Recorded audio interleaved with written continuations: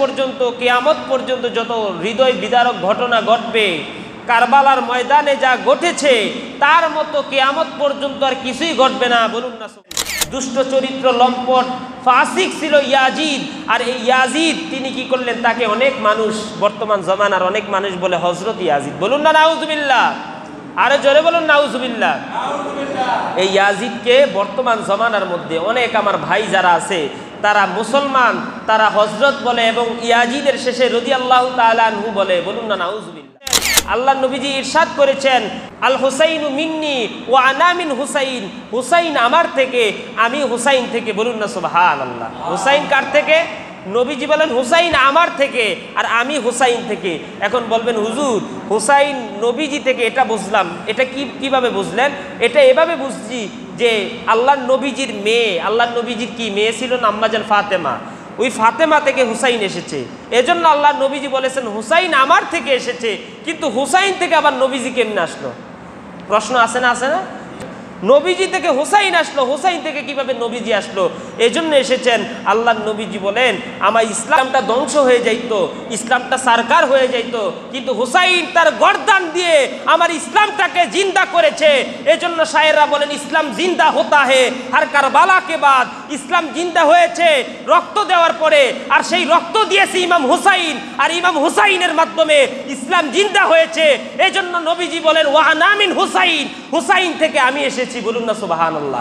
কেন? নবীজির ইসলাম এসেছে হুসাইন থেকে, এজন্য নবীজি বলে ফেললেন ইসলাম না, হুসাইন থেকেই আমি এসেছি। বলুন না সুবহানাল্লাহ। তো আমার বাবারা, বন্ধুরা, আসসালাতু ওয়াসসালামু আলাইকা ইয়া হাবিবাল্লাহ, আসসালাতু ওয়াসসালামু আলাইকা ইয়া শাফিআল মুজনিবিন, আসসালাতু ওয়াসসালামু আলাইকা ইয়া রাহমাতাল লিল আলামিন। আলহামদুলিল্লাহ, আলহামদুলিল্লাহি রাব্বিল আলামিন, ওয়াল আকিবাতু লিল মুত্তাকিন,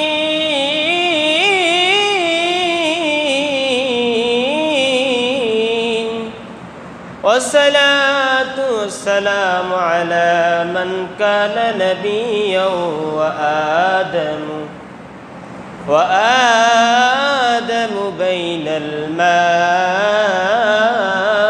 ওয়াত-তিন ওয়া আলা আলিহি ওয়া আসহাবিহি ওয়া আউলিয়ায়ে মিল্লাতিহি ওয়া উলামায়ে আহলে সুন্নতিহি আজমাইন। ওয়া নাশহাদু আল লা ইলাহা ইল্লাল্লাহু ওয়াহদাহু লা শারীকা লাহু ওয়া নাশহাদু আন্না সাইয়্যিদানা ওয়া সানাদানা ওয়া নাবিyyana ওয়া শাফী'ানা ওয়া তাবীবানা ওয়া তাবীবা কুলুবিনা ওয়া মাহবুবানা ওয়া মা'শুকানা ওয়া মাকসুদানা ওয়া রাসূলানা ওয়া রাউফানা ওয়া ওয়াসিলাতানা ওয়া মালজা'না ওয়া মা'ওয়ানা ওয়া মাওলানা মুহাম্মাদান আবদুহু ওয়া রাসূলুহু সাল্লাল্লাহু আলাইহি ওয়াসাল্লাম। الذي أرسله بالحق بشيرا ونذيرا وداعيا إلى الله بإذنه وسراجا وقمرا منيرا. أما بعد فأعوذ بالله من الشيطان الرجيم. بسم الله الرحمن রহমানির রহিম ইন্নাল্লাহা ওয়া মালাইকাতাহু ইউসাল্লুনা আলান নাবিয়্য ইয়া আইয়ুহাল্লাযীনা আমানু সাল্লু আলাইহি ওয়া সাল্লিমু তাসলিমা আল্লাহুম্মা সাল্লি আলা সাইয়্যিদিনা মুহাম্মাদ ওয়া আলা আলি সাইয়্যিদিনা মাওলানা মুহাম্মদ। আওয়াজ দিয়া বাবা, আওয়াজ দিয়া। আল্লাহুম্মা সাল্লি আলা মাওলানা মুহাম্মদ ওয়া আলা আলি সাইয়্যিদিনা মাওলানা। तेरी नस्ले पाक में है बच्चा बच्चा नूर का, तो है आईने नूर तेरा सब घराना नूर का। अल्लाहुम्मा सल्ले अला, कोई आवाज दें दो। मुहम्मद व अला आलि मौलाना। दयाल अल्लाह दया करो और नसीब करो मदीना।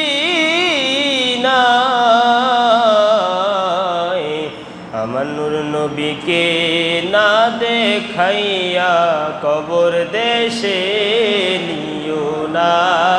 अल्लाह सल्ले अला सय्यिदना मौलाना मुहम्मद व अला आलि सय्यिदना मौलाना। या रसूल अल्लाह या हबीब अल्लाह, मोहब्बतेर आवाज देन। या रसूल अल्लाह या रसूल अल्लाह या हबीब अल्लाह या रसूल अल्लाह। हमारी मौतेर निदान काले, এখন চলে সুইচ দিতে ভুলে গেছি। আমারি মৌতের নিদান কালে আসিবেন নবী গো আমার শিয়রে, দেখিব আপনাকে আপন নয়নে। ইয়া রাসূলুল্লাহ ইয়া হাবিবাল্লাহ। চলে চলে চলে। আয়া হাবিবাল্লাহ পাই যদি নবী গো আপনার দিদার, পাই যেন নবী গো আপনারি দিদার। মৌতের যন্ত্রণা থাকিবে না আমার, দিবেন গো দেখা দয়া করিয়া। ইয়া রাসূলুল্লাহ ইয়া রাসূলুল্লাহ। আজরাইল আসিয়া প্রাণে পাখি লইয়া, পলকে যাবে গো যখন চলিয়া। আসিবেন নবী গো উম্মত লাগিয়া। ইয়া রাসূলুল্লাহ আল্লাহ ইয়া রাসূলুল্লাহ ইয়া হাবিবাল্লাহ। গোসল করাইয়া গোসল করাইয়া কাফন পরাইয়া, বিদায় দিবে যখন সকলে মিলিয়া, লইয়েন গো নবীজি কোলেতে তুলিয়া, ইয়া রাসূলুল্লাহ ইয়া হাবিবাল্লাহ ইয়া রাসূলুল্লাহ। জানাজার মাঠে নিবে খাটে করিয়া, কাঁদিব আমি সব কিছু হারাইয়া, আসিবেন নবী গো উম্মত লাগিয়া, ইয়া রাসূলুল্লাহ ইয়া রাসূলুল্লাহ। অন্ধকার কবরে যখন দিবে আমারে, অন্ধকার কবরে যখন দিবে আমারে, আসিবেন নবী গো আমার কবরে, দেখিব আপনাকে দুই নয়ন ভরে, ইয়া রাসূলুল্লাহ ইয়া হাবিবাল্লাহ ইয়া রাসূলুল্লাহ। লা ইলাহা ইল্লাল্লাহু মুহাম্মাদুর রাসূলুল্লাহ সাল্লাল্লাহু আলাইহি ওয়াসাল্লাম। মোহতারাম হাজরিন, উপস্থিত এলাকাবাসী, আমার শ্রদ্ধার বাবারা এবং ভাইয়েরা, পর্দা নিশিনী আমার মা ও বোনেরা, মাইকের রেঞ্জটুকু যার কানে গিয়ে বাড়ি খাচ্ছে সকলকে জানাই আমার শ্রদ্ধার নিবেদন, আন্তরিক সালাম। আসসালামু আলাইকুম ওয়া রাহমাতুল্লাহি ওয়া বারাকাতুহু। আল্লাহ তাবারক ওয়া তাআলা দয়া করে মায়া করে পবিত্র মুহররমুল হারামাইনের দ্বিতীয় জুমার মধ্যে আমাদের সকলকে আগে আগে এসে উপস্থিত হওয়ার তৌফিক দান করেছেন। এজন্যই মহান রব্বুল আলামিনের দরবারে একবার উচ্চ আওয়াজে বলে আলহামদুলিল্লাহ। প্রিয় বাবারা, বন্ধুরা, লক্ষ কোটি দুরুদ সালাম সরকারে কায়নাত হুজুরে আকরাম নূরে মুজাসসাম শাহে বনি আদম রাসূলে মুহতাসাম হুজুরে পুর নূর সাল্লাল্লাহু আলাইহি ওয়াসাল্লামের কদম মুবারকে, যেই মহান রব্বুল আলামিন যেই নবীকে সৃষ্টি না করলে আসমান জমিন লৌহ তারা কিছুই সৃষ্টি করতো না, সেই নবীজির উসিলাই তো আমরা দুনিয়াতে এসেছি। শুধু তাই নয়, সেই নবীজির উম্মত হতে পেরেছি। আর সেই নবীজির উম্মত হলে কি হয়, আমার আল্লাহ রাব্বুল আলামিন বলেন সেই নবীজির উম্মত হলে, আমার নবীর উম্মত আমরা যতক্ষণ পর্যন্ত জান্নাতে না যাবো ততক্ষণ পর্যন্ত অন্যান্য নবীও জান্নাতে যেতে পারবে না। বলুন না সুবহানাল্লাহ। তাহলে আমরা হলাম সেই নবীর উম্মত। তো আমার বাবারা, বন্ধুরা, কারবালার মাস বড় হৃদয় বিতারক ঘটনার মাস। হাদিসে পাকের মধ্যে এসেছে, পৃথিবীর শুরু থেকে শেষ পর্যন্ত কিয়ামত পর্যন্ত যত হৃদয় বিদারক ঘটনা ঘটবে, কারবালার ময়দানে যা ঘটেছে তার মতো কিয়ামত পর্যন্ত আর কিছুই ঘটবে না। বলুন না সুবহানাল্লাহ। তাহলে কি ঘটেছে আজকে আমাদের সমাজের মধ্যে দেখা যাচ্ছে?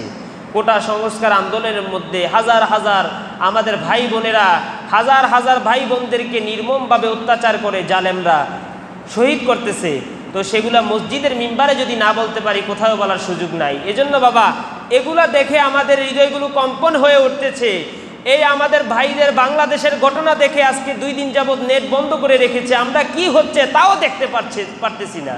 আমাদের হৃদয়ের মধ্যে ক্ষতস্থান হচ্ছে, হৃদয়ের মধ্যে রক্তক্ষরণ হচ্ছে, আমরা দেখতে পারতেছি না আমাদের ভাইদের কিভাবে নির্মমভাবে হত্যা করতেছে, দেখতে পারতেছি না। কিন্তু ভাই, আজকে ইমাম হুসাইন রাদিয়াল্লাহু তাআলা আনহু এই থেকে আরো নির্মমভাবে তাকে হত্যা করা হয়েছে। এজন্য শায়েরগণ বলেন, পৃথিবীর শুরু থেকে শেষ পর্যন্ত এত হত্যাকাণ্ড হবে, এত নির্মম অত্যাচার হবে, আমাদের ইমাম হুসাইন রাদিয়াল্লাহু তাআলা আনহুর মতো আর একটা ঘটনা এমন হবে না। আচ্ছা, আপনারা বলুন তো, আমরা যদি ওই 60 হিজরির মধ্যে থাকতাম, ইমাম হুসাইন রাদিয়াল্লাহু তাআলা আনহুকে যেভাবে নির্মমভাবে হত্যা করেছিল ওই সময়ের মধ্যে থাকতাম, তাহলে আমরা কি ইয়াজিদের পক্ষে নিতাম নাকি ইমাম হুসাইনের পক্ষে নিতাম? আপনারা কার পক্ষ নিতেন? ইমাম হুসাইন রাদিয়াল্লাহু তাআলার পক্ষ নিতেন। আচ্ছা, আপনারা বলুন তো, ইমাম হুসাইনের পক্ষ এখন আমরা নিতে পারি নাই, কি করতে পারি নাই? আল্লাহ আমাদের এমন সুযোগ দেয় নাই, আমরা ইমাম হুসাইনের যোগে নাই। ইমাম হুসাইন রাদিয়াল্লাহু তাআলা আমাদের অনেক যোগ আগে এসেছেন, তাহলে আমরা ইমাম হুসাইনের যোগে নাই।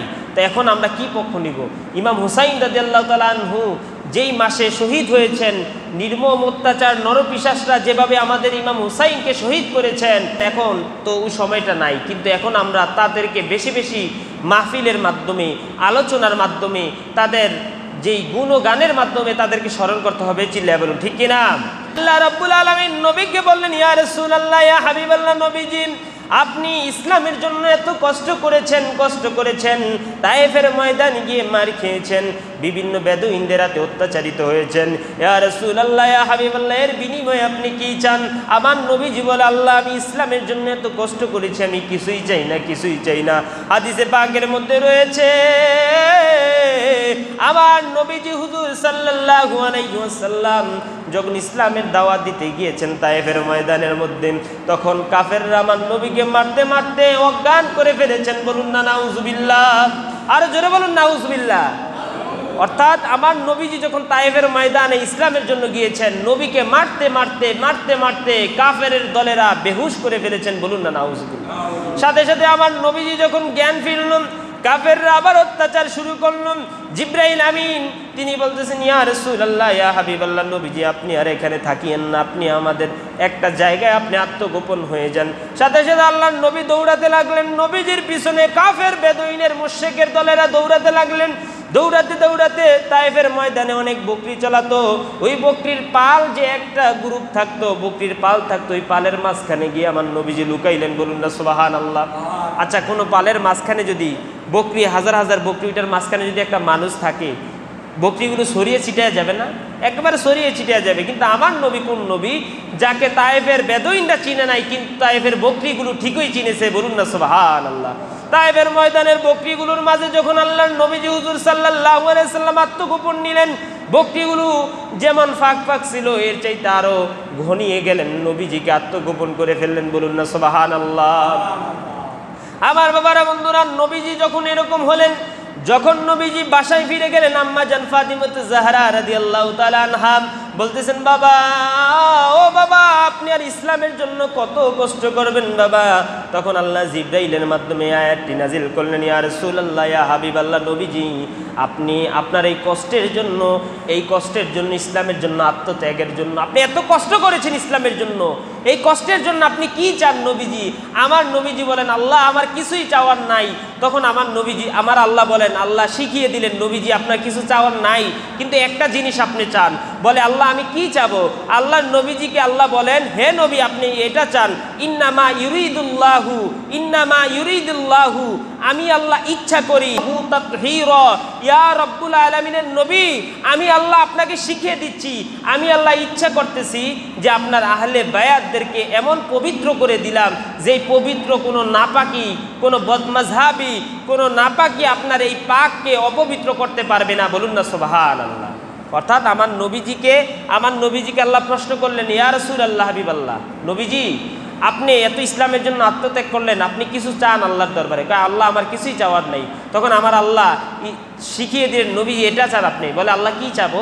বলেন, আপনি আপনার আহলে বায়াতদেরকে ভালোবাসার কথা চান, যে আপনার আত্মত্যাগের জন্য আপনি কিছুই চান না, পবিত্র করার জন্য চান। আর এটার যখন শানে নুজুল আপনি বের করবেন, তখন এটার শানে নুজুলের ক্ষেত্রে এসে হযরত সাইয়্যিদুনা জালালউদ্দিন সুয়ুতী রাহমাতুল্লাহি তাআলা আলাইহি তিনি বলেন, আল্লাহর নবীজি সাল্লাল্লাহু আলাইহি সাল্লাম উম্মতের কাছে কিছুই চাই নাই, শুধু একটা জিনিস চাইছে, সেটা হলো তার আহলে বায়াত যারা রয়েছে, তার পাক পাঞ্জাতন যারা রয়েছে, তার ইমাম পাক পাঞ্জাতন কারা? এটা অনেকের বুঝতে ভুল হয়। পাক পাঞ্জাতন হচ্ছে হযরত আলী, ফাতেমা, ইমাম হাসান, ইমাম হুসাইন, এই চারজন, এবং নবীজি, এই পাঁচজন হলো পাক পাঞ্জাতন। আর আমার নবীজি বলেন, এই পাক পাঞ্জাতনকে তোমরা কিয়ামত পর্যন্ত ভালোবাসিও, এটা আমি নবী তোমাদের কাছে চাই। বলুন না সুবহানাল্লাহ। এখন পাক পাঞ্জাতনকে কি পর্যন্ত ভালোবাসতে বলছে? কিয়ামত পর্যন্ত। আর সেই কিয়ামতের বাকি রইল কিছুই না। যখন নবীজি ইন্তেকাল করলেন, ইসলামের প্রথম খলিফা হযরত আবু বকর সিদ্দিক হলেন, দ্বিতীয় খলিফা ওমর হলেন, তৃতীয় খলিফা ওসমান বিন আফফান হলেন, চতুর্থ খলিফা হযরত সাইয়্যিদুনা আলী কাররামাল্লাহু ওয়াজহুল কারীম হলেন, পঞ্চম খলিফা যখন মুআবিয়া রাদিয়াল্লাহু তাআলা আনহু হলেন, তারপরেই গন্ডগোল। তারপরে কি? বেশি পাশ পুরুষও যেতে পারে নাই, তারপরে ইসলামের মধ্যে গন্ডগোল লেগে গেলেন। দুষ্ট চরিত্র, লম্পট, ফাসিক ছিল ইয়াজিদ। আর এই ইয়াজিদ তিনি কি করলেন? তাকে অনেক মানুষ, বর্তমান জমানার অনেক মানুষ বলে হযরত ইয়াজিদ। বলুন না নাউজুবিল্লাহ। আরে জোরে বলুন নাউজুবিল্লাহ। এই ইয়াজিদকে বর্তমান জমানার মধ্যে অনেক আমার ভাই যারা আছে তারা মুসলমান, তারা হজরত বলে এবং ইয়াজিদের শেষে রাদিয়াল্লাহু তাআলা আনহু বলে। বলুন না নাউজুবিল্লাহ।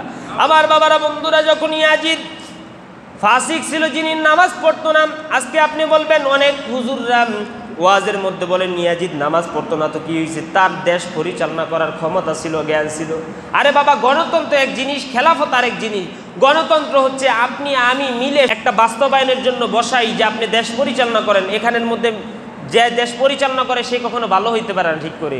দেশ পরিচালনা করতে গেলে জেলে যাইতে হয়, মানে খারাপ কাজে যাইতে হয়, সকল কিছুর মধ্যে যাইতে হয়। আর ইসলামী খেলাফত ব্যবস্থা যারা ছিল তাদের মধ্যে যে যত বড় তাকওয়াবান হবেন, ফরেজগার হবেন, মুত্তাকিন হবেন, ইসলামী খেলাফত ব্যবস্থা সেই কায়েম করতে পারবেন, সেই নেতা হবেন, সেই আমির হবেন। বলুন না সুবহানাল্লাহ। অর্থাৎ আমাদের দেশের মতো কিংবা আমাদের পশ্চিমা দেশের মতো যে বেশি বড় টেন্ডারবাজ হবে, বড় সুদখোর হবে, বড় ঘুষখোর হবে, বড় বড় সন্ত্রাসীদের লিডার হবে, তিনি প্রধানমন্ত্রী হবে। কিন্তু ইসলামী খেলাফত ব্যবস্থা এমন ছিল না। ইসলামী খেলাফত ব্যবস্থা এমন ছিল যে যত বড় ফরেজগার, যত বড় ইবাদত গুজার, যত বড় মুত্তাকিন থাকতেন সেই দেশের আমির হতেন, প্রধানমন্ত্রী হতেন। বলুন না সুবহানাল্লাহ। কিন্তু ইয়াজিদ কি ছিল? ইয়াজিদ সবচেয়ে বড় বদচরিত্র অধিকারী ছিল। ইয়াজিদ এত বড় বদচরিত্রের অধিকারী ছিল যে নেশাদ্রব্য পান করতো, মদ খাইতো, বিভিন্ন ধরনের বেহায়াপনার মধ্যে লিপ্ত ছিল। আর ইয়াজিদ, হাদিসে পাক ইতিহাসের মধ্যে আসেন যে ইয়াজিদ যদি ক্ষমতায় থাকতো আর সেই ক্ষমতাকে যদি ইমাম হুসাইন মেনে নিত, কিন্তু ইমাম হুসাইন বেঁচে যাইতো, তাকে অনেক ক্ষমতার উচ্চ লেভেলে বসানো হতো, কিন্তু মুসলমানিত্বর ইসলামটাকে ধ্বংস হয়ে যাইতো। বলুন না নাউজুবিল্লাহ। অর্থাৎ এজন্য আল্লাহ নবীজি বলেছেন, আল্লাহ নবীজি ইরশাদ করেছেন, আল হুসাইনু মিন্নি ওয়া আনা মিন হুসাইন। হুসাইন আমার থেকে, আমি হুসাইন থেকে। বলুন না সুবহানাল্লাহ। হুসাইন কার থেকে? নবীজি বলেন হুসাইন আমার থেকে আর আমি হুসাইন থেকে। এখন বলবেন হুজুর হুসাইন নবীজি থেকে, এটা বুঝলাম, এটা কিভাবে বুঝলেন? এটা এভাবে বুঝছি যে আল্লাহর নবীজির মেয়ে, আল্লাহর নবীজির কি মেয়ে ছিল না? আম্মাজান ফাতেমা। ওই ফাতেমা থেকে হুসাইন এসেছে। এজন্য আল্লাহ নবীজি বলেছেন হুসাইন আমার থেকে এসেছে। কিন্তু হুসাইন থেকে আবার নবীজি কেমনে আসলো? প্রশ্ন আসে না, আসে না? নবীজি থেকে হুসাইন আসলো, হুসাইন থেকে কিভাবে নবীজি আসলো? এজন্য এসেছেন। আল্লাহ নবীজি বলেন আমার ইসলামটা ধ্বংস হয়ে যাইতো, ইসলামটা সারকার হয়ে যাইতো, কিন্তু হুসাইন তার গর্দান দিয়ে আমার ইসলামটাকে জিন্দা করেছে। এজন্য শায়েররা বলেন ইসলাম জিন্দা হতা হে আর কারবালা কে বাদ। ইসলাম জিন্দা হয়েছে রক্ত দেওয়ার পরে, আর সেই রক্ত দিয়েছে ইমাম হুসাইন, আর ইমাম হুসাইনের মাধ্যমে ইসলাম জিন্দা হয়েছে। এজন্য নবীজি বলেন ওয়া আনা মিন হুসাইন, হুসাইন থেকে আমি এসেছি। বলুন না সুবহানাল্লাহ। কেন? নবীজির ইসলাম এসেছে হুসাইন থেকে, এজন্য নবীজি বলে ফেললেন ইসলাম না, হুসাইন থেকেই আমি এসেছি। বলুন না সুবহানাল্লাহ। আমার বাবারা, বন্ধুরা, সেই হুসাইন কিভাবে রক্ত দিয়েছে কারবালার ময়দানের মধ্যে। হাদিসে পাকের মধ্যে রয়েছে হুসাইন যখন মানুষের ইমান হেফাজতের জন্য কুফায় গেলেন, কুফায় যাওয়ার পরে বিভিন্ন বদমাযহাব যারা রয়েছে তারা মুসলমান ছিল। কি ছিল? হুসাইনকে যারা হত্যা করেছে, শহীদ করেছে, বাবা কথা বুঝতেছেন? হুসাইনকে যারা শহীদ করেছেন তারা কি মুসলমান ছিল না বেঈমান ছিল? মুসলমানই ছিল, মুসলমানই ছিল। ওই মুসলমানরাই ইমাম হুসাইন রাদিয়াল্লাহু তাআলা আনহুকে নির্মমভাবে হত্যা করেছে। কিভাবে হত্যা করেছে? হুসাইন রাদিয়াল্লাহু তাআলা আনহু যখন কারবালার ময়দানের মধ্যে গেলেন, কারবালার ময়দানের মধ্যে যাওয়ার পরে হুসাইন রাদিয়াল্লাহু তাআলা আনহু গেছেন কিসের জন্য? ইসলাম প্রচার করার জন্য, ইসলামের স্বার্থে। মানুষদের যারা ইমানটা দুর্বল হয়ে গেছে তাদের ইমান হিফাজতের জন্য কুফার মধ্যে গেলেন। অথচ ইমাম হুসাইন রাদিয়াল্লাহু তাআলা আনহুর যুদ্ধের কোনো আকাঙ্ক্ষা ছিল না। ইমাম হুসাইন রাদিয়াল্লাহু তাআলা আনহুর ব্যাপারে ইতিহাস বিশারদগণরা বলেন ইমাম হুসাইন মাত্র 80 জন লোক নিয়ে কারবালার ময়দানের মধ্যে কুফার মধ্যে গেলেন। কুফার মধ্যে যাওয়ার পরে ইয়াজিদের বাহিনী পূর্ব প্রস্তুতি ছিল যে ইমাম হুসাইনকে হত্যা করে ইয়াজিদরা ক্ষমতার চেয়ার দখল করবেন। ইমাম হুসাইন রাদিয়াল্লাহু তাআলা আনহু কি করলেন? কুফার মধ্যে যাওয়ার পরে কারবালার ময়দানের মধ্যে চলে গেলেন। কারবালার ময়দানের মধ্যে চলে যাওয়ার পরে ইয়াজিদ বাহিনী যারা রয়েছে, উবাইদ ইবনে জিয়াদের নেতৃত্বে বড় এক সেনাবাহিনীর প্রদান করা হলো, সেনাবাহিনীর দল করা হলো। হাদিসে পাকের মধ্যে বলা হয়, ইতিহাসের মধ্যে বলা হয় সেনাবাহিনীর পাল ছিল 23,000 মতান্তরে 30,000-এর মতো সৈন্য সংখ্যা ছিল। হযরত সাইয়েদনা হুসাইন রাদিয়াল্লাহু তাআলা আনহু যখন হুসাইন রাদিয়াল্লাহু তাআলা আনহুর কাছে একজন লোক আসলেন, অর্থাৎ ইয়াজিদ বাহিনীর একজন লোক হুসাইনের সামনে আসলেন, হুসাইন রাদিয়াল্লাহু তাআলা আনহুর সামনে, বলে হে হুসাইন। তখন হুসাইন রাদিয়াল্লাহু তাআলা আনহু যেহেতু অনেক তার পরিবারবর্গ নিয়ে এসেছেন, তার সদস্যদের নিয়ে এসেছেন তারা থাকার জন্য। আপনারা জানেন আরবের জমিনের মধ্যে যখন সফর হতো তখন তাঁবু টানানো হতো। কি টানানো হতো? তাঁবু টানানো হতো। তাঁবু টানালেন, টানানোর পরে চারদিক দিয়ে গর্ত করলেন। যেহেতু তারা প্ল্যান করেছে ইমাম হুসাইনকে শহীদ করবেন, মেরে ফেলবেন, ইমাম হুসাইন রাদিয়াল্লাহু তাআলা আনহু তিনি চারদিক দিয়ে সকলকে নিয়ে গর্ত করলেন। গর্ত করে সেই গর্তের মধ্যে আগুন জ্বালাইলেন যাতে তাদেরকে ওই মুনাফিকরা আক্রমণ করতে না পারে। সাথে সাথে আগুন জ্বালানোর পরে একজন ইয়াজিদ বাহিনী আসলেন। এখন আপনি যদি একজন লোকের সাথে হুদাহুদি লাগে বা আপনার সাথে যদি কেউ লাগালাগি করার জন্য ইচ্ছা পোষণ করে, তাহলে সর্বপ্রথম তাকে আপনার পায়ের ওপর পাড়া দিয়ে লাগতে হবে না? আপনি ভালো মানুষ, আপনার সাথে লাগতে হইলে তো একটা কারণ লাগবে, পায়ের ওপর পাড়া দিতে হবে, খামাখা আপনাকে ধাক্কা দিতে হবে, তারপরে যে ঝগড়া হবে। তো ইমাম হুসাইন রাদিয়াল্লাহু তাআলা আনহু তাকে হত্যা করার জন্য যে ইয়াজিদ বাহিনী 30,000 প্ল্যান করেছে যে ইমাম হুসাইনকে হত্যা করা হবে, বলুন না নাউজুবিল্লাহ। ইমাম হুসাইন রাদিয়াল্লাহু তাআলা আনহু চারদিক দিয়ে গর্ত করলেন। গর্ত করার পরে মাঝখানে তাঁবু টানালেন এবং চারো গর্তের মধ্যে আগুন জ্বালালেন। আগুন জ্বালানোর পরে একজন ইয়াজিদ বাহিনী আসলেন। ইয়াজিদ বাহিনী এসে ইমাম হুসাইন রাদিয়াল্লাহু তাআলা আনহুকে বললেন, হে হুসাইন, আপনি মরার আগেই কি আপনি জাহান্নামের আগুন ভোগ করবেন? ইমাম হুসাইনকে বলতেছেন আপনি তো মৃত্যুবরণ করবেন, শহীদ হবেন, আর শহীদ হওয়ার পরে আপনাকে জাহান্নামে দেওয়া হবে। কে বলতেছে? মুনাফিক বলতেছে ইমাম হুসাইনকে, বলতেছে আপনি শহীদ হওয়ার পরে আপনাকে জাহান্নামে নেওয়া হবে। আপনি জাহান্নামের আগুনের আগেই কি আপনি দুনিয়ার আগুন জ্বালায় ট্রাই করতেছেন নি? ইমাম হুসাইন দুইটা চোখের পানি ফালায়া দিছে। চোখের পানি ফালায় বলে, এই গদ্দপ, এই মুনাফিক, আমার ব্যাপারে আমার নানাজান কি বলেছে জানো না? তুমি জানো না? বলে আমার ব্যাপারে আমার নানাজান কি বলেছে জানুনি? জানুনি। তিনি বলতেছেন কি বলেছে? বলে আমার নানাজান বলেছেন আল হুসাইনু সাইয়্যিদা শাবাবিল আহলিল জান্নাহ। এই বাবা কথা শোনেন, একটু ফ্যানের বাতাস পরে দিবে, একটু কথা শোনেন। বয়ানের মাঝে কথা বললে তো বয়ান আসে না। ইয়াজিদের সৈন্যরা যখন ইমাম হুসাইন চারিদিক দিয়ে আগুন জ্বালালেন, আগুন জ্বালানোর পরে ইয়াজিদের একজন সৈন্যবাহিনী এসে বলতেছে, একজন এসেছে বলতেছে এই ইমাম হুসাইন, আপনি জাহান্নামে আগুনে যাওয়ার আগেই কি আপনি দুনিয়ার আগুনে জ্বলবেন নাকি? তো ইমাম হুসাইন দুইটা চোখের পানি ফালায়া বলতেছে, এই ইয়াজিদের সৈন্য, শোনো শোনো, আমার নানা আমার ব্যাপারে বলেছেন আল হুসাইনু সাইয়্যিদু শাবাবিল আহলিল জান্নাহ, আমি হলাম জান্নাতের যুবকদের সর্দার, আর তুমি কেন আমাকে জাহান্নামী বলতেছো? জান্নাতে যিনি সর্দার হয় তিনি বুঝি জাহান্নামে যায়? তখন সেই ব্যক্তি চুপ করে ফেললেন। তখন ইমাম হুসাইনের পাশ দিয়ে ইমাম হুসাইনের একজন পরিবারের সদস্য আসলেন, এসে বললে, ইমাম হুসাইন, আপনি আমাকে হুকুম দেন, হুকুম দেন, এই বেয়াদবের গর্দান আমি ফেলাইয়া দিব। তখন ইমাম হুসাইন বলে, উস্কুত উস্কুত, তুমি থেমে যাও, তোমার গর্দান ফেলাতে হবে না। বলে কেন নয়, কেন নয়? তিনি আপনার সাথে বেয়াদবিমূলক শব্দ ব্যবহার করেছে। ইমাম হুসাইন রাদিয়াল্লাহু তাআলা আনহু বলতেছেন, ও আমার পরিবারের সদস্যগণ, শোনো শোনো, আজকের যেই ঘটনাটা ঘটবে এটা কিয়ামত পর্যন্ত আমার নানার উম্মতরা দেখবে। যদি আমার ইমাম হুসাইনের পক্ষ থেকে তাদেরকে আঘাত করা হয়, তাহলে আমার নানার উম্মতরা বুঝবে আমি যুদ্ধ সংগঠিত করেছিলাম। বলুন না নাউজুবিল্লাহ। অর্থাৎ ইমাম হুসাইন বলতেছেন যে আমার পক্ষ থেকে যদি তাদের প্রথমে আঘাত করি, তাহলে আমার নানার উম্মতরা বুঝবে আমি প্রথমে যুদ্ধের আচার বিধি আমি নিজেই শুরু করেছিলাম, কিন্তু আমি চাই না আমার নানার উম্মতরা ভুল বুঝুক। এজন্য ইমাম হুসাইন বলে, তারা যতক্ষণ না আমাদের আঘাত না করবে ততক্ষণ আমরা তাদেরকে কিছুই বলবো না, ততক্ষণ কিছুই বলবো না। তখন ইমাম হুসাইন রাদিয়াল্লাহু তাআলা আনহু, হযরত সাইয়্যিদুনা ইমাম হুসাইন রাদিয়াল্লাহু তাআলা আনহু ইয়াজিদ বাহিনীকে বললেন, এই ইয়াজিদ বাহিনী, আমি হলাম আহলে বায়াতের সদস্য, আর আপনার নবী, আমাদের নবী বলেছেন আমার আহলে বায়াত হলো পুত ও পবিত্র। আল্লাহ কোরআনে বলেছেন, কিছুক্ষণ আগে আয়াতটা বললাম, ইন্নামা ইউরিদুল্লাহু, আমি আল্লাহ ইচ্ছা পোষণ করি আহলিল বাইতি ওয়া ইউতাহহিরুহু তাতহীরা, আমার আহলে বায়াতরা পুত ও পবিত্র। বলুন না সুবহানাল্লাহ। তখন আহলে বায়াত যেন পুত ও পবিত্র, আহলে বায়াত যদি কোনো দোয়া করে, আমার নবীর পরিবারগণ যদি কোনো দোয়া করে, দোয়া কি কবুল হবে না? হবে না? হবে হবে হবে। তো ইমাম হুসাইন রাদিয়াল্লাহু তাআলা আনহু দোয়া করলেন। ইমাম হুসাইন রাদিয়াল্লাহু তাআলা বললেন, ইয়া রাব্বুল আলামিন, আল্লাহ আমাদের কাছে আমরা ইয়াজিদ বাহিনীর কাছে গ্রেফতার হলাম এবং ইয়াজিদ বাহিনী আমাদের সাথে বিভিন্ন বেয়াদবিমূলক আচরণ করতেছে। ইয়া রাব্বুল আলামিন, আল্লাহ তাদেরকে উপযুক্ত ব্যবস্থা করেন। এই বেয়াদব আমাকে বলেছে আমি নাকি জাহান্নামী, আমি নাকি জাহান্নামী। আল্লাহ দুনিয়ার আগুনে আপনি তাকে জ্বলায় ছারখার করে দেন, বলুন না সুবহানাল্লাহ। সাথে সাথে ইমাম হুসাইনের দোয়াও কবুল হয়ে গেছে, বলুন না সুবহানাল্লাহ। এই ইমাম হুসাইন কে ছিল? যিনি ইয়াজিদ বাহিনীর সামনে হাজারো কেরামতের সাক্ষী, হাজারো অলৌকিক ঘটনার সাক্ষী দিয়েছেন ইমাম হুসাইন। আর ইমাম হুসাইন যখন দোয়া করলেন, সাথে সাথে তিনি তো গোড়ার উপরে কথা বলতেছেন, গোড়ার উপরে থেকে কথা বলতেছেন। গোড়ার উপর থেকে গোড়াটা হঠাৎ করে আল্লাহর কুদরতি মাধ্যমে গোড়ার সামনের যে দুইটা পা থাকে, পিছনের দুইটা পা থাকে, সামনের দুইটা পা জমিনের মধ্যে গেঁথে গেলেন।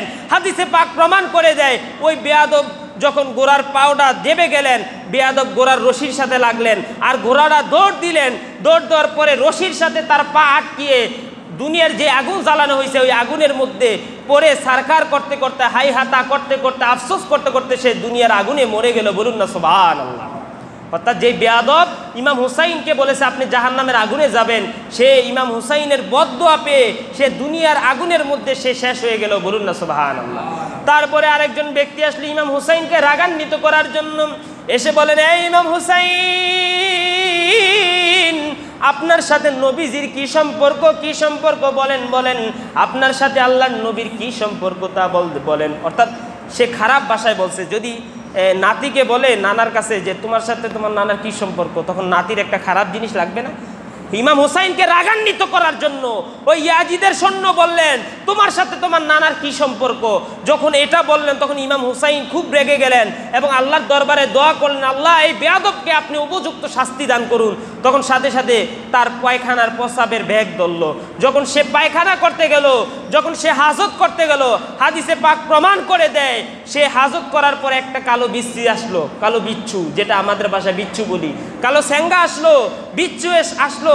আসার পর তাকে ইঞ্জেকশন মেরে দিছে। কি মেরে দিছে? ইঞ্জেকশন মেরে দিছে।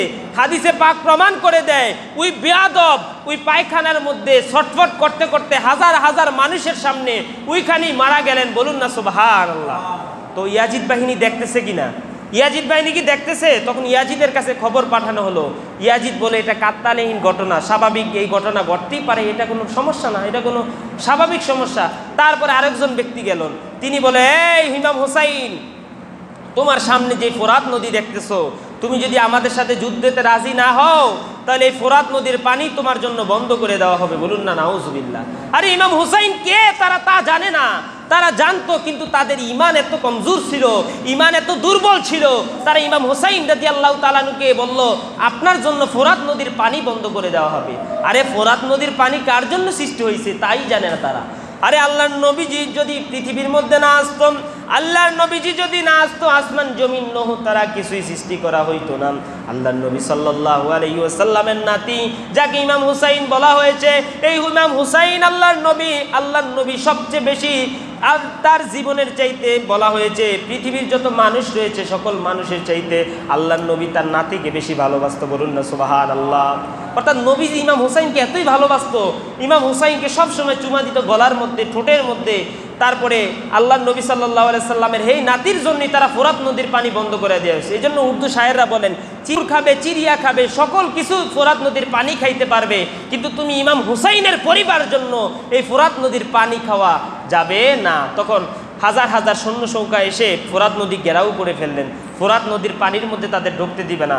তারপরে ইমাম হুসাইনের একজন সন্তান ছিল যার নাম ছিল আলী আসগর, তার বয়স ছিল মাত্র কয় মাস, 6 মাসের বয়স ছিল। ওই দুধের শিশু আলী আসগর যখন পানি পাচ্ছে না, তার মুখ শুকিয়ে গেল, তার মায়ের যে দুধের স্তন আছে স্তন শুকিয়ে গেল। দুধের শিশু আলী আসগর কি করলো? হাউমাউ করে কান্না করতে লাগলো। ইমাম হুসাইনের কাছে আম্মা জানরা এসে বললে ইমাম হুসাইন আপনার সন্তান কান্না করতেছে, পানি পাচ্ছে না। তারপরে ইমাম হুসাইন রাদিয়াল্লাহু তাআলা আনহু তার মাকে বললে সবুর সবুর, যদি সবুর করো আল্লাহ আমাদের পক্ষে থাকবে, আল্লাহ আমাদের পক্ষে থাকবে। তার সন্তান হাউমাউ করে কান্না করতেছে, তার মা সহ্য করতে না পাইরা তার মা যে জিব্বা মোবারকটা আছে জিব্বাটা তার ইমাম হুসাইনের ছেলে আলী আসগরের মুখের মধ্যে লাগাইয়া দিল। হাদিসে পাক প্রমাণ করে দেয় জিব্বার পানিগুলো শুকিয়ে গেল। জিহ্বার পানি শুকানোর পরে আবারও কান্না করতেছে। ইমাম হুসাইন বলতেছে, দুধের শিশু আলী আসগরকে নিয়ে গেলেন ইয়াজিদ বাহিনীর কাছে। এই ইয়াজিদ বাহিনী, তোমাদের সাথে আমার শত্রুতা, যদি শত্রুতা আমি থেকে থাকে তোমরা আমাকে মারো, আমার সন্তানকে কষ্ট দিও না, আমার সন্তানকে একটু পানি দাও, পানি দাও, পানি দাও। তখন ইমাম হুসাইনের যখন তার হাতের মধ্যে দুধের শিশু আলী আসগরকে নিয়ে কান্না করতে করতে বলতেছে, এই ইয়াজিদ বাহিনী, তোমাদের শত্রুতা আমি তো আমার সাথে, আমার সন্তানের সাথে না রে ইয়াজিদ বাহিনী, আমার সন্তানকে পানি দাও, পানি দাও। তখন খুলা বিন ইয়াজিদ নামে একটা বেয়াদব ছিল, সে দূর থেকে ইমাম হুসাইনের ছেলেকে টার্গেট করে তীর মারলো। দুধের শিশু আলী আসগর 6 মাসের শিশু ছিল, সে আলী আসগরের গলার মধ্যে গিয়া লাগলো। তীরটা লাগার পরে সাথে সাথে সাথে সাথে রক্ত প্রবাহিত হতে লাগলো। ইমাম হুসাইন গরম রক্তগুলো নিয়ে আল্লাহর দরবারে ফরিয়াদ করলাম, ও রব্বুল আলামিন, আল্লাহ এই দুধের শিশু আলী আসগর তার কোনো দোষ ছিল না, তিনি নিষ্পাপ ছিল রে আল্লাহ। আল্লাহ তার গরম রক্তগুলো নিয়ে আপনার দরবারে উপবিষ্ট হয়েছি। আল্লাহ এই গরম রক্তের উসিলায় আমার নানার গুনাহগার কোটি কোটি উম্মতদেরকে আপনি ক্ষমা করে দিয়েন। বলুন না সুবহানাল্লাহ। অর্থাৎ ইমাম হুসাইন এত কঠিন প্রান্তে তার নিজের দৌহিত্র, তার নিজের সন্তান দুধের শিশু 6 মাসের শিশু আলী আসগর, ওই আলী আসগরকে যখন নির্মমভাবে বেয়াদব নরপিশাচ ইয়াজিদরা হত্যা করলো, গরম রক্তগুলো ইমাম হুসাইনের হাতে, ইমাম হুসাইন রক্তগুলো নিয়ে আল্লাহর দরবারে বললেন, আল্লাহ আমি আপনার কাছে বিচার দেই না, কিছুই দেই না, আমি শুধু এই রক্তের উসিলায় আমার নানার কোটি কোটি গুনাহগার উম্মতদেরকে ক্ষমা চাই। বলুন না সুবহানাল্লাহ। তো এখন আমার প্রশ্ন হলো, বাবা কাল কারবালার ময়দানের মধ্যে ইয়াজিদ বাহিনী আমার ইমাম হুসাইনদের নির্মমভাবে হত্যা করেছে, এটা কি ইমাম হুসাইন নিজের জন্য করেছে? নিজের জন্য নিজে হত্যা হয়েছে? নিজের কোনো সম্পদের জন্য? আপনারা কথা বলতেছেন না, বুঝেন না? নিজের কোনো সম্পদের জন্য হত্যা হয়েছে? নিজের কোনো সম্পদের জন্য না, নিজের ক্ষমতার জন্য না। তিনি একমাত্র শহীদ হয়েছেন, একমাত্র ইসলামের জন্য শহীদ হয়েছেন। এবং হাদিসে পাক প্রমাণ করে দেয়, ইমাম হুসাইনের শহীদ দ্বারা আল্লাহর নবীজির কোটি কোটি গুনাহগার উম্মত যাবে, এজন্য ইমাম হুসাইন শহীদ হয়েছে। তার মানে বোঝা যায় ইমাম হুসাইন আমাদের জন্য, আমাদের ভালোর জন্যই, আমাদের নাজাতের জন্যই শহীদ হয়েছে, তাই না বাবা? তো এখন ইমাম হুসাইন যে আমাদের জন্য তাদের নিজের জীবনকে কুরবান করে দিলেন, নিজের জানকে শেষ করে দিলেন, নিজে শহীদ হয়ে গেলেন, এখন ইমাম হুসাইনের জন্য আমাদের কিছু করার দরকার আসেনি নাই? আরো জোরে বলুন, আছে কি না নাই? এখনো তো শাহাদাতের কথাই বলতে পারলাম না। অনেক কারবালার ইতিহাস আল বিদায়া ওয়ান নিহায়ার মধ্যে, আল বিদায়া ওয়ান নিহায়া কিতাবের মধ্যে কারবালার একটা চ্যাপ্টার আছে। আমি তো এত বড় কারবালার ঘটনা আসলে শেষ করা সম্ভব না, শুরু করা সম্ভব, শেষ করা সম্ভব না। আমার মনে হইতেছে আমি এখনো শেষই করতে পারি নাই। তো আমার বাবারা, ইমাম হুসাইনের জন্য আমাদের কিছু করা দরকার। এখন ইমাম হুসাইনের জন্য করতে হলে তাকে আমাদের বছরে বছরে তার শাহাদাত বার্ষিকীর মধ্যে যেভাবে আমাদের নেতারা যদি শহীদ হয়, ওই নেতার যখন জীবন আপনার শাহাদাত বার্ষিকী আসে, আমরা শাহাদাত বার্ষিকী করি, সে যখন ইন্তেকাল করছে সেটা করি। তাই ইমাম হুসাইন যখন শাহাদাত বরণ করছে মুহররম মাসের মধ্যে, তা আমাদের উচিত আমাদের বাড়িতে অন্তত একটু কিছু করে গরিবদের খাওয়ানো, ইসালে সওয়াব করা, আমাদের মাহফিলে কিংবা আমাদের সমাজের মধ্যে একটা আয়োজন করা দরকার আছে কিনা নাই? বা যেই কথাটি বলতেছিলাম আমি শেষ করে দিচ্ছি 2 মিনিটের মধ্যে। ইমাম হুসাইনের দুধের শিশু আলী আসগর শহীদ হয়ে গেলেন। তারপর ইমাম হুসাইন কি করলেন? তিনি ঘোড়ার মধ্যে উঠলেন। ঘোড়ার মধ্যে উঠে তাকে হাজার হাজার ইয়াজিদ বাহিনীর চারদিক থেকে তীর মারতেছে। হাদিসে পাকের মধ্যে রয়েছে 134টা তীরের আঘাত পেয়েছে ইমাম হুসাইন রাদিয়াল্লাহু তাআলা আনহু। তারপরে ইমাম হুসাইনকে 134টা তীরের আঘাত, 34টা বর্ষার আঘাত, যেটাকে বলা হয় নিচের দিক দিয়ে সাপালের মতো লাগানো, এটাকে বলা হয় বর্ষা। সেই বর্ষার আঘাত মেরেছে ইমাম হুসাইনকে। ইমাম হুসাইন বর্ষার আঘাত পেয়ে জমিনের মধ্যে পড়ে গেলেন ঘোড়া থেকে। পড়তে পড়তে হাউমাউ হাউমাউ করতে লাগলেন, গড়াগড়ি করতে লাগলেন। ইয়াজিদ বাহিনী দেখতেছে সে গড়াগড়ি করতে লাগলেন। তখন ইমাম হুসাইন রাদিয়াল্লাহু তাআলা আনহু ফোরাত নদীর পানির কাছে চলে গেলেন। ফোরাত নদীর পানির কাছে চলে গিয়ে ইমাম হুসাইন রাদিয়াল্লাহু তাআলা আনহু পানির মধ্যে হাত লাগানোর আগে ইয়াজিদ বাহিনী বলতেছে, এই সীমার রে, শোনো শোনো শোনো। ইয়াজিদ বাহিনী ফোরাত নদীর, ইমাম হুসাইন ফোরাত নদীর পাশে চলে গেছে, ইমাম হুসাইনকে কতল করো। সীমর বলতেছে, তার শরীর তো এভাবেই ক্ষত বিক্ষত, সে আর কিভাবে যাবে, দেখি সে কি করে। তখন ইমাম হুসাইন, হাদিসে পাকের মধ্যে প্রমাণ হয়ে যায়, ইমাম হুসাইন ফোরাত নদীর পানির মধ্যে পা লাগালেন। লাগানোর পরে ইমাম হুসাইন পানি কিন্তু খায় নাই, পা লাগালেন। কি লাগালেন? পা লাগালেন। আর ফোরাত নদীকে ডাইকা বলে, ও ফোরাত নদী, আমি যদি আজকে তোমার পানির মধ্যে পা না লাগাইতাম, হাত না লাগাইতাম, আহলে বায়াতের মধ্যে এত করুণ ঘটনা ঘটেছে, তুমি সময় মতো আমাদেরকে সময় মতো পানি খাইতে পারি নাই। আজকে যদি আমি হাত বা পা না লাগাইতাম, তাহলে আমার নানার কিয়ামত পর্যন্ত যত উম্মত আসতো সকল উম্মত এই পানি খাওয়া সকল উম্মতের জন্য হারাম হইয়া যাইতো। বলুন না নাউজুবিল্লাহ। তো ইমাম হুসাইন তখন আমাদের কথাই চিন্তা করেছে এবং সাথে সাথে পানির মধ্যে হাত লাগালেন এবং ইমাম হুসাইনকে ইয়াজিদ বাহিনী টেনে এনে সীমার গলার মধ্যে পোষ লাগালেন। লাগানোর আগে বলতেছে, এই সীমার, তোকে একটা কথা বলি সীমার। বলে বলো। বলে আমি ইমাম হুসাইন কার নাতি জানো? বলে আপনি নবীজির নাতি। আমি যদি নবীজির নাতি হই, সেই নবী সৃষ্টি না হইলে কিছুই সৃষ্টি হইতো না। ওই নবীজির ওয়াস্তা দিয়ে তোমাকে বলি, তুমি আমাকে 2 রাকাত নামাজ পড়তে সুযোগ দাও। বলুন না সুবহানাল্লাহ। তখন আল্লাহর নবীজির নাতি ইমাম হুসাইন 2 রাকাত নামাজ পড়লেন। কয় রাকাত? তখন জুমার দিন ছিল, জুমার 2 রাকাত নামাজ পড়লেন। 2 রাকাত নামাজ পড়ার পরে ইমাম হুসাইন আসমানের দিকে হাত বাড়াইলেন, বলে ইয়া রাব্বুল আলামিন, আমাকে আপনার মুসলমানগণ আমাকে নির্মমভাবে হত্যা করছে আল্লাহ, আমার কোনো অভিযোগ নাই আল্লাহ, আমি শুধু একটাই কথা বলতে চাই, আমার নানার কিয়ামত পর্যন্ত যত উম্মত আসবে সকল উম্মতদেরকে আপনি জান্নাতি দান করে দিয়েন। বলুন না সুবহানাল্লাহ। ইমাম হুসাইন মুনাজাত শেষ করলেন, তারপর আসমানের দিকে তাকাইলেন। সাথে সাথে দেখতেছে আল্লাহর নবীজি আসমান থেকে আসতেছে। আল্লাহর নবীজি আসমান থেকে চলে আসলেন, একটা বোতল নিলেন, বোতল সেই বোতলের মধ্যে আল্লাহর নবীজি কারবালার ময়দানের মধ্যে যত আহলে বায়াতদেরকে রক্ত জড়ানো হয়েছে সকল আহলে বায়াতের রক্তগুলো একটা বোতলের মধ্যে নিচ্ছেন। তখন ইমাম হুসাইন ডাক দিয়ে বলে, নানা নানা, এই বুঝি আপনি আপনার নাতি ইমাম হুসাইনকে দেখার সুযোগ হইল? এতক্ষণ আপনি কোথায় ছিলেন? এই বুঝি আপনার নাতি ইমাম হুসাইনকে হত্যা করা হবে, এই হত্যা দেখতে আপনি আসছেন নি নানা? তখন ইমাম হুসাইন রাদিয়াল্লাহু তাআলার উত্তরে তার নানা বলেন, নাতি রে, ও নাতি, ইসলামের জন্য তুমি শহীদ হইবা, এটা আল্লাহ তাআলার পক্ষের রায়। তখন ইমাম হুসাইন বলে, নানা আপনি বোতলের মধ্যে কি ভরতেছেন? তখন আল্লাহর নবী বলেন, আমি বোতলের মধ্যে রক্ত মোবারক ভরতেছি। বলে এই রক্ত দিয়ে আপনি কি করবেন? বলে কাল কিয়ামতের ময়দান যখন কায়েম হয়ে যাবে, সেই কিয়ামতের ময়দানের মধ্যে যারা তোমাদেরকে নির্মমভাবে হত্যা করলো এবং তাদের যুগে যুগে যে সমস্ত অনুসারী হবে, তাদের বিরুদ্ধে আমি নবীজি কাল কিয়ামতের ময়দানে আল্লাহর কাঠগড়ার মধ্যে সাক্ষী দিব। বলুন না সুবহানাল্লাহ। তারপরে বলে, আর কি করবেন নানা? তখন বলতেছে, আমি কিয়ামতের মধ্যে যখন জাহান্নাম জান্নাত কায়েম হয়ে যাবে, মানুষদেরকে জান্নাতীদের জান্নাতে দেওয়া হবে, জাহান্নামীদের জাহান্নামে দেওয়া হবে, তখন এই রক্তের বোতল নিয়ে আমি জাহান্নামের গেটের মধ্যে চলে যাব। গেটের মধ্যে গিয়ে যখন আমার গুনাহগার উম্মতদেরকে জাহান্নামে পাঠানো হবে, আমি আমার গুনাহগার উম্মতদেরকে আল্লাহর নবীজির বলেন, আমি আল্লাহর কাছে এই রক্ত মোবারক দ্বারা করাবো, আর এই রক্তের উসিলায় কিয়ামত পর্যন্ত আমার সকল উম্মতদেরকে জান্নাতে নিয়ে যাব। বলুন না সুবহানাল্লাহ। তো ইমাম হুসাইন রাদিয়াল্লাহু তাআলা এই ওয়াকি, আরো অনেক ওয়াকি আছে, ইনশাআল্লাহ আগামী জুমার মধ্যে বলতে চেষ্টা করব।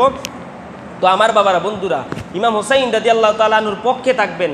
এজন্য কারবালার ময়দান থেকে 2টা গ্রুপ নির্ধারিত হয়ে গেছে। যারা ইয়াজিদ বাহিনী ছিল, তারা আমার নবীজির নাতিকে নির্মমভাবে হত্যা করেছে, আর তাদের থেকে ইয়াজিদি মুসলমান প্রকাশ করেছে। আজকে আমাদের সমাজের মধ্যে ইয়াজিদি মুসলমান পাওয়া যায়। মনে রাখবেন, যাদের অন্তরে আমার নবীজির শান বললে, আহলে বায়াতের শান বললে সয় না, বুঝবেন তারা ইয়াজিদি মুসলমান। আজকে মাহফিল, মসজিদ, বিভিন্ন মসজিদ, সমাজে সমাজে মাহফিল করা হচ্ছে।